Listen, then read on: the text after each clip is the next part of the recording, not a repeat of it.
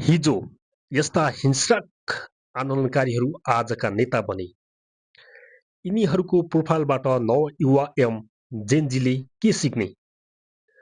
अनि भर्खरै शान्तिपूर्ण तरिकाले ब्यालेटको माध्यमबाट शासनमा आउन चाहेका रासोपा र युवाहरूलाई यिनैले श्राप्ने? आफूले गर्दा सबै जायज, अरूले गरे आतंक हुने।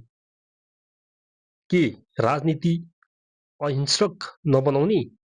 के नेतृत्वमा शुद्धिकरण चाहिँदैन? मान्छे मार्ने, गाड्ने, अपहरण गर्ने, त्यो कसुर बापत दशकौं वर्ष जेल बसेकाहरूलाई जनताले आदर्श नेता मान्नुपर्ने?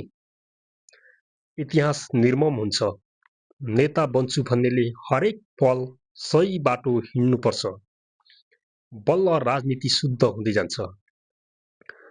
सुशासन र शान्ति, विकास र समृद्धि सम्भव हुन्छ। असल सुसंस्कृत युवा पुस्ता निर्माण हुन थाल्छ।